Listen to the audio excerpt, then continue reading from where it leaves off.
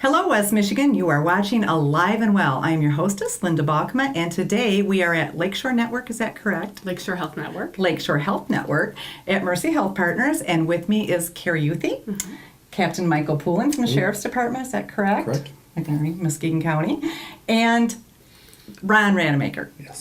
Got it. And we are here today to talk about the medication disposal program, the Muskegon area medication disposal program, to be more specific. And so, Carrie, this is kind of your baby, right? Well, in 2009, it started out that way. I inducted Ron to assist me in bringing together a program. We were looking for ways for community residents to be able to return their medications. And we were kind of doing this for a couple of months and stumbled upon that Laura Fitzpatrick from the Muskegon Community Health Project was also working on some types of initiatives, I believe, with Captain Poulin through another organization that they're working on, or another initiative. And we kind of came together as a collision of force of marriage and worked really wonderfully together. Okay, and let me stop you right there because I have to ask some questions. So Laura Fitzpatrick, who I happen to work with, and I'm not even aware she does so many programs. She's a great grant writer, and she does a lot for our organization. So what did she do? What is her part in this? Her and I are co-leads on this particular program, and what has really come together is I've brought the physicians and the hospital to this program, and she's brought the community agencies into the program, and she's brought wonderful Captain Poulin here with us and Sergeant Baker from the Muskegon Community Police Department. Okay. And without your assistance, this program would not be alive and well as it is today, because according to the laws and the regulations, you need to have a pharmacist and law enforcement to partner with to have this particular program be active. Okay, now this I'm going to stop you because this program, viewers, is medication disposal program. So let's back up a little bit and so our viewers can understand what it's really about. What is medication disposal about? Go ahead, Mike. Well, when we got involved with the program, and what we're talking about here is everybody in society, in our community, we're getting different ideas or receiving different information on how they're supposed to dispose of their unused drugs or prescription drugs that they have. Sure. They're either being flushed down a toilet, going into our water systems. And I know, and I always thought that's what you do with them. Well, that's the reason, and that's not healthy, and we find out that's not good. They're either being disposed in a dumpster, and so now we're dealing with individuals digging through those dumpsters, taking those narcotics, or they're just being left in a medicine cabinet, and we're finding that our youth are getting a hold of them and using them at that point. And with this information, getting together, coming up with a way, this has been going on in other areas, but a way to, safely dispose of these medications, as a group. Okay, yeah, I've seen some of the big billboards about the medication disposal. I know you've had different events in different locations that you have had big drives on people disposing of their medications. There was you were saying that it's a requirement that you had a pharmacist and law enforcement. So let's discuss a little bit about the reasoning that we have to have.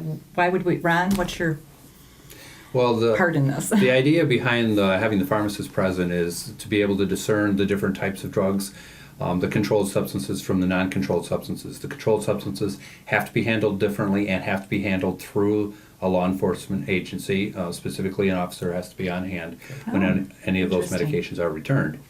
So the pharmacist there, we screen all of the medications, and all controlled substances or unknown substances are then funneled to the appropriate container so that they're disposed of in a much different way. They have to be counted by tablet or by individual dispensing units. Wow, so there's a lot to this. You have to count out everything you get back. And there has to be a paper trail along the way.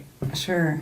So from that standpoint, because the pharmacist is much more familiar with the medications and the drugs that are out there and have been out there, as we found in the past. Many times we're dealing with controlled substances that haven't been on the market for decades. Oh, and I can't even read the names of many of these Yes. medications today. Even some now. Do you also get a lot of over-the-counter medications that people decide to get rid Absolutely. We do. of? Okay. And, Mouthwash, something so simple as that. and mouthwash, really. People think of that, and you take that. Yes.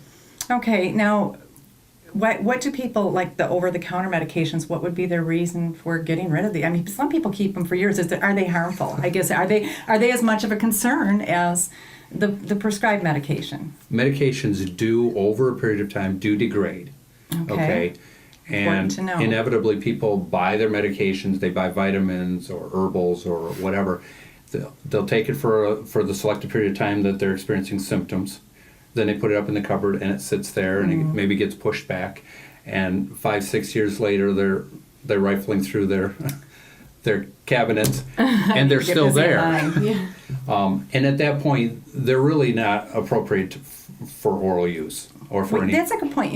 You talked about herbals. Now, is there a longer shelf life on herbals, or is it much the same as any over-the-counter? No, it's probably very, very similar to any of the over-the-counters. Okay. The problem with herbals is herbals aren't regulated by the FDA. Right. So just starting out, opening up herbals, the potency of them is sort of, I don't know, but in question. In question, okay. Between brands, between manufacturers, between lots. Okay. I ask this because I'm sure many of the viewers, like I, have been roped into some of those great infomercials on the natural weight loss supplements. I have a few of those in my cupboard, and I found out that I was a little sensitive to them and never take them. They're sitting up there, and so I should probably bring them to one of your disposal programs. Absolutely. Absolutely. Okay. And think about that, viewers. I bet you have a lot of medications sitting on your shelf and that you should go through hidden in drawers. That's another thing. We think that if we hide them in drawers, the kids aren't going to find them or get to them. Captain Poulin, talk a little bit about teenagers and these medications. We're currently finding actually that it's on an increase, on a rise of youth and or strangers, if you will, digging through people's medicine cabinets. These things happen. You know, we receive complaints from time to time, people having garage sales and someone requesting to use their bathroom at their home. I would advise the viewers to not allow people to use your restroom when they come to a garage sale if you're having one, because what they're going to do is they'll go through your medicine cabinet. They're not going to take everything. They're going to take maybe 4 or 5 pills, and you're not even going to notice that they're gone. Who would All right? think? You know, you just wouldn't think. You're trying to do a nice thing and think, oh yeah. And I have a lot of garage sales, and I have had people say, "Can I just use your bathroom for a minute, or can I go try this on?" And if you don't know the person, and gosh, it's really hard to say that because you think, "Oh, I got a sale here," but I'll tell you what, for that $1 or $2 you're going to make, it's not worth it to you know. And I've used things like, "I'm sorry, my bathroom's out of order." But whatever, you know, you can go behind the garage, slip it on over.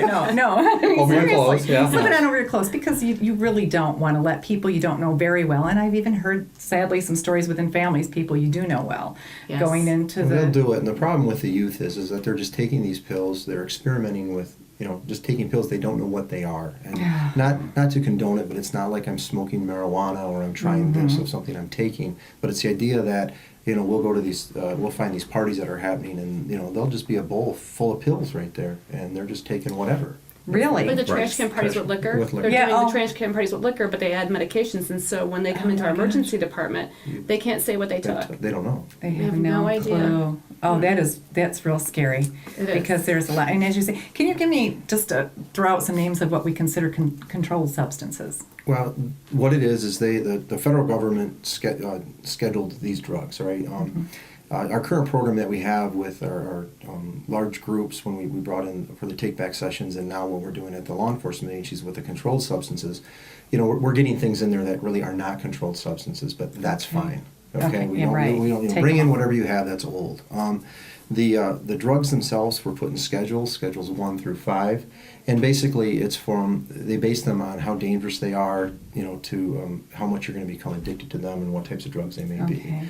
be. Your Schedule 1 drugs are your worst. They actually have no medical value at all as far as being prescribed. Okay, that would be heroin, LSD, something like that. Have you ever had any of that turned in at No. one of these? No, but we had someone say they're going to. Wow. And we were waiting, but then they didn't come back, so. Well, they're probably afraid. I mean, yeah. So, and they go, and then all the way down to Schedule 5, which you're going to run into, I mean, minor problems, not really addicted. These controlled substances, basically, as I understand, are those that are a stimulant or a depressant, something that someone can become addicted to. Okay. Well, West Michigan, please stick with us because we're going to talk more about this subject. We have a lot more to cover here, and we'll pick up on the controlled substance because I find that very interesting. And we're going to take a break, so we'll see you in a few. Thank you.